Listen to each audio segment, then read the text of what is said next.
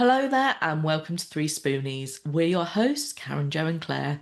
This is episode number 44.5, where we're discussing visual impairment. Let's get into some questions.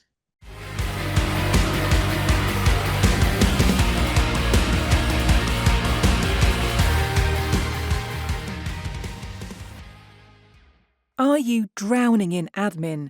Struggling to keep up with emails, invoices, social media, or the endless to-do list that comes with running a business? Then it's time to call in Vicky Admin Fairy, an award-winning virtual assistant who brings order to admin chaos. Vicky works with all entrepreneurs, regardless of their background or abilities, to take care of the time-consuming tasks that slow you down. Whether it's managing emails, sorting financial admin, handling social media, chasing late payments, the list is endless. She saves business owners hours every week, reducing stress and ensuring everything runs smoothly. With 25 years of experience, a flexible, client-focused approach, and a reputation for going above and beyond, Vicky adapts to your needs, making your business more efficient so you can focus on what you do best. And the best part? You'll have more free time to grow your business, boost profits, or just enjoy life without admin headaches. Want to free up your time and get your business running more smoothly? Visit www.vickyadminfairy.co.uk or email hello@vickyadminfairy.co.uk to find out how Vicky can help you. Hello, I'm Karen from Pony Pony Pony. And I'm Jo from Bright Cat Business Solutions. And I'm Claire from Black Veil Stationery. And together, we're 3Spoonies navigating our way through life and business with not enough spoons. We're once again joined by Amanda Harris. Hello again, Amanda. Hello. So, just in case people weren't here last week or they've forgotten, can you tell us a little bit about you? Yes, I've been visually impaired since birth, and I am self-employed as a will writer and a public speaker and an author. And I also have a blind husband and a fully sighted son, which makes life very interesting at times.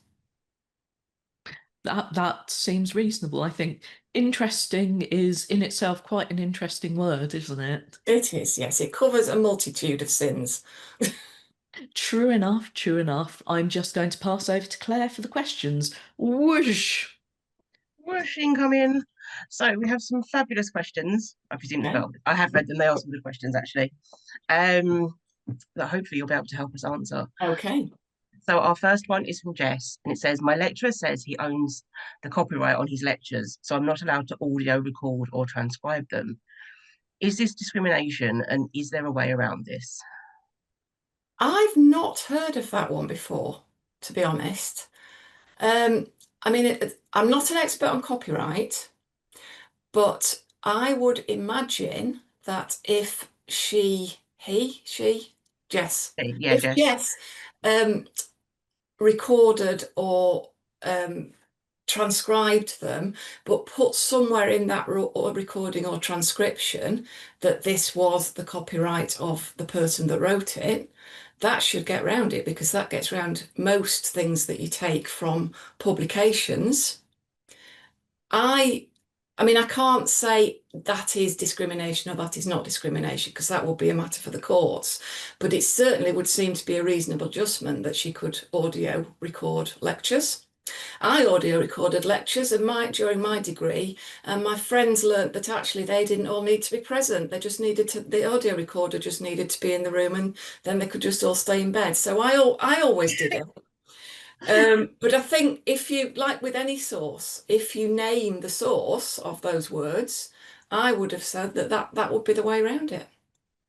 Yeah, that's a good point, actually. But also, if someone took really detailed notes, would that break copyright if they used the same phrasings, things like that? That seems It's a a strange bit. one, because as a student, you need to get the essence of the lecture down somehow, don't you? It's not going to be word for word unless it's audio recorded. But yeah, I would have thought there'd be ways around that, Jess. I'm sorry I can't give you a more legalistic answer, but that would be my view. And I would have thought if he's still being stubborn about it, go to whoever's the head of that department and go, can I do this as a reasonable adjustment? Or if you've got HR department. That's what I Yeah. would do, because just Yes. it Yeah. just seems a bit, you're not asking for it because you can't be bothered to do it the way he wants you to.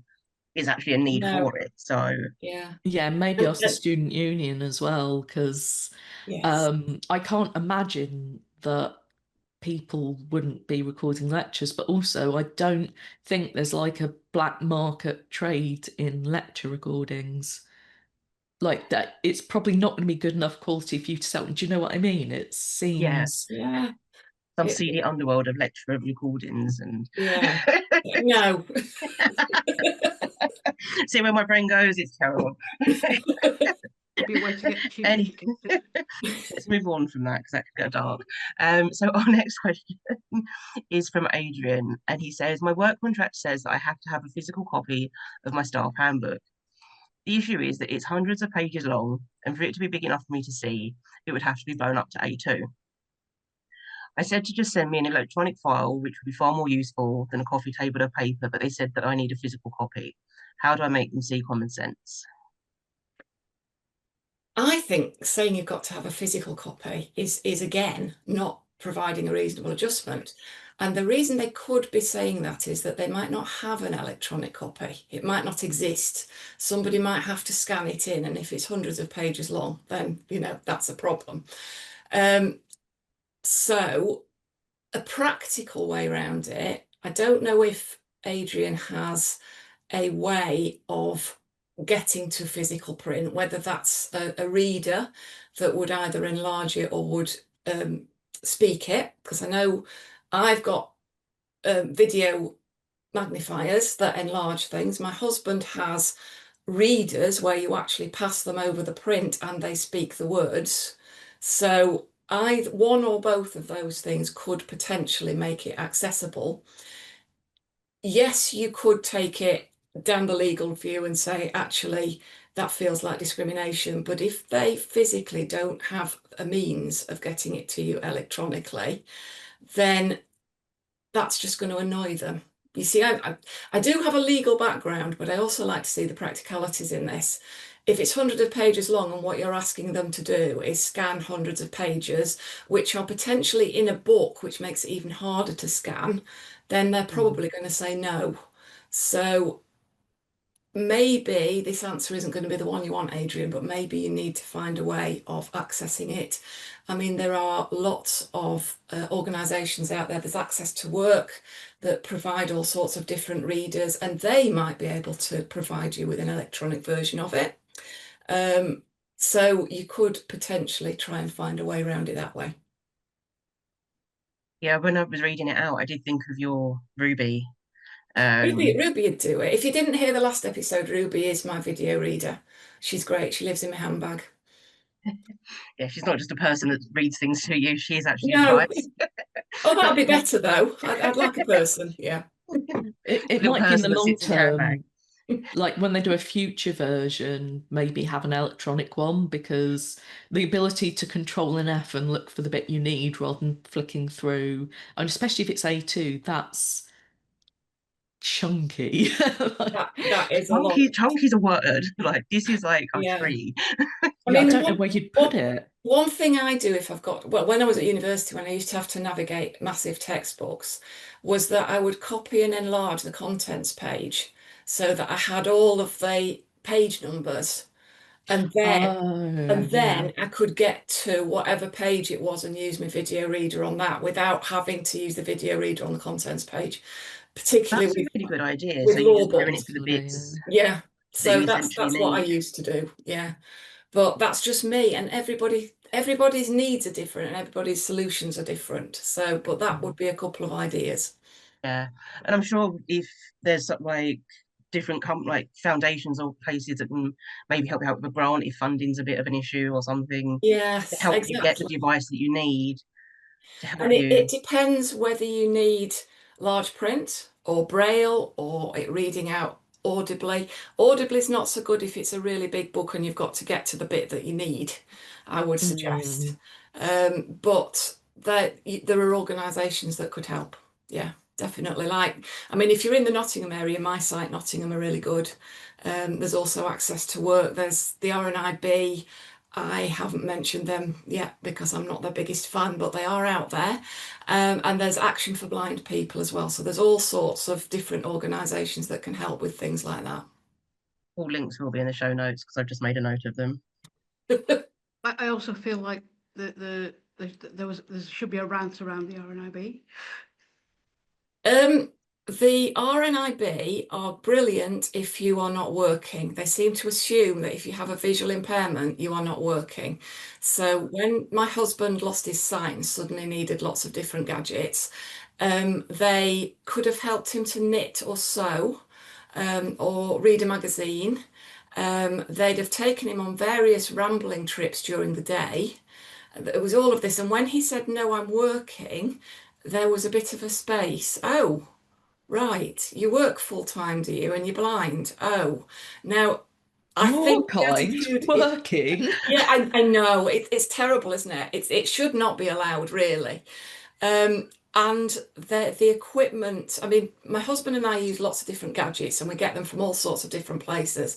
But the RNIBs are still, in my opinion, a little bit outdated. So they still produce what they call the Daisy Reader, which, look it up, it's hilarious. It's a bit like an old tape deck, and they used to send out books and magazines on audio, but they're a bit like big cassettes. Now, these days we have smartphones and we can download things that, or we have Audible for books, but they, until a few years ago, certainly, they still produce things like that. Whereas most visually impaired people are savvy enough to use the tech. So, yeah, then I'm being careful here. They're not my favourite organisation, It but might work for others. for somebody else, Yeah. they might have exactly what you need. I don't know, because I everybody's different. mean, It's also when you were worth like, "Oh, checking they'll for. take him out rambling," that was a bit like, "Hang on, he's blind, but you're going to take him out rambling." Oh, they And do. I, Yeah, they have all sorts of groups that which where don't get they, me wrong, I think it's yeah, they fantastic. do. Get you out of the Yeah, house, get you moved. But rock climbing, mountain climbing. really, Yeah, absolutely. oh wow, I My think my like husband's not into any of that. He'd rather read a good book. But you can you basically what you can have is a support worker guide who is an expert in rock climbing, and they will go as your buddy and talk you through it. Now, I would be yeah, terrified, but seriously, if you have very little or no sight and you want to do something, there will be someone out there who will help you to try and do it. that's really. I'm out of my head, obviously, because I don't think of like the support that they're giving you is just like they're going to take you out as a group and take you walking through all these things. It's like there's a safety element, but obviously you just There can't do is, that there is. one. Yeah, you'd always have a one-to-one sighted guide doing something like Okay, that. But yeah, absolutely. okay, so It's also definitely worth checking out local organisations because everywhere I've lived, there's been local organisations who are smaller and maybe more adaptable and may actually have people who have experience of whatever the thing is they're helping with. Because I find there's a lot of well-meaning people who get involved with charities who really want to help and have that attitude like, oh, you're disabled, so you sit in a corner and eat soup. And that's all. And it's like, no, that's not how things are. So definitely check out your local Yeah, groups. so my site Knots is really good, but if you're not in the Nottinghamshire area, there will be somewhere else. And please don't talk about eating soup, Karen, because my husband eats everything with his fingers, being blind, difficult to use a knife or fork. I have seen him do beef stroganoff with his fingers in a restaurant before, but soup, I draw the line at. Fair and I valid, I mean, think. Yeah. no, now I want to see it. It's But very yeah, Molly. difficult to eat with a knife and fork if you don't have any sight at all. No, I can Mm. imagine that's got to be quite a challenge. Yeah, so he doesn't. That's fair. My site are really good, They and I'm are. not just saying that because my friend Lydia works there. Like, Oh, you we've know done. Lydia? I know Lydia really well. Oh, Yeah. do you? Oh, okay. Martin's Yay. done some work with Lydia. He goes in and Oh, helps really? do tech stuff, and I've been in and done talks there. So yes, I know Lydia. There Oh, you shout go. out to Lydia. Small world. Okay, so now we've gone off on our tangent, but it Yeah. was a Sorry, I useful tangent. derailed everybody. No, because it was a useful tangent. I've got It notes for was, extra it links was. to add into the show notes. We're doing well. Oh, I don't know if I'm going to pronounce his name right, but I don't know. So our next question is from Asha. I think I've said it right. And she says, I think it's a she. I'm having an evening wedding reception, and a number of the guests are partially sighted. Are there things I can do to make things easier, safer, and less stressful for them?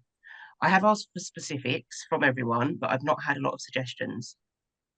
Right. Well, my first thing would have been to say ask them what they might need. But if you've done that and they haven't responded, then I mean the things I would think of. I mean, I've got to say this is from my point of view, and everybody's visual impairment is different. The difficult thing for me is arriving at a gathering like that because it's often in a room that's not very brightly lit and there's a lot of people around that I don't know. So either have the lighting up as people arrive so that you can see where you're going in the room, or maybe have somebody on the door who's going to watch out for people who might be struggling to see their way around the room to help them. Maybe you've got a friend who'd be happy to take it on and to say, you know, help people get drinks. I mean, my when I arrive at one of those do's and I sit at a table and then I think, I don't know where the bar is, I don't know where the toilets are, you know, I'm quite happy to send somebody to the bar with my money to get the drinks. That's a lot easier than me actually getting up and getting a drink. So it might be that you just ask a few of your fully sighted friends to help out with that. Or you might just ask again as these people arrive and say, is there anything we can do to help? Um, I love being asked what I need.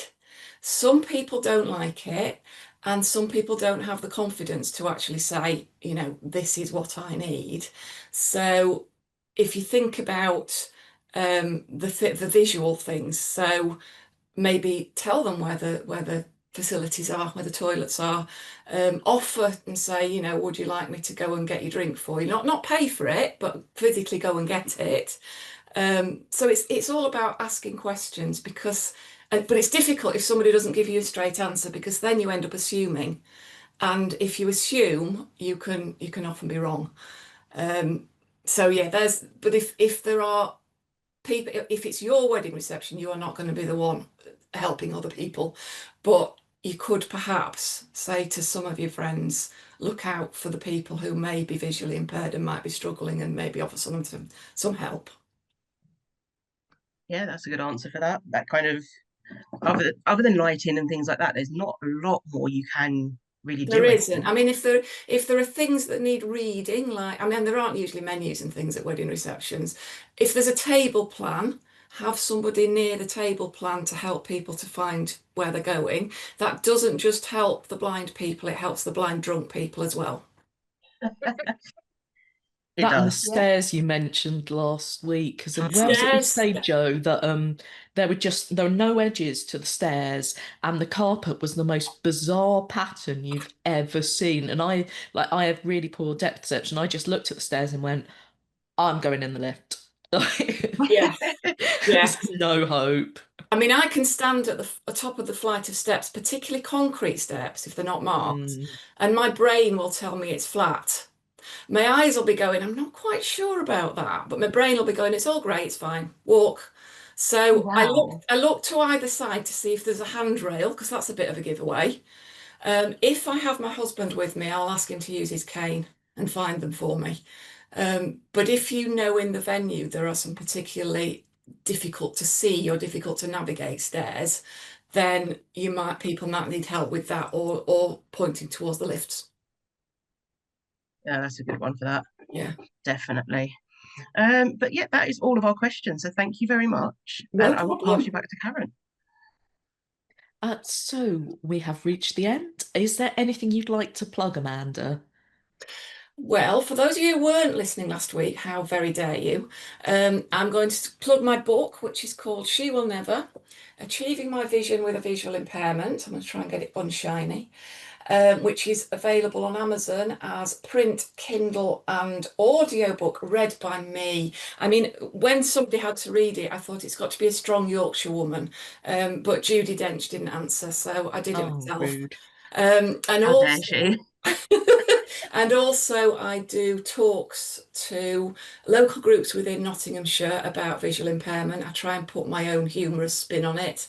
And I also do talks to groups online if they're too far for me to get to. So if you think you would like me to speak at your group, then please get in touch. So thank you for joining us, and thank you to you two for joining us for 3Spoonies on visual impairment. We'd love to know your thoughts in the chat and any comments you may have. If you've enjoyed this episode, please subscribe for our weekly podcast and leave us a review. You can also buy us a coffee if you like what we do. Links, as ever, will be in the show notes, and we'll see you next week for our next topic, which is asking for help. Have a great day and keep track of your spoons.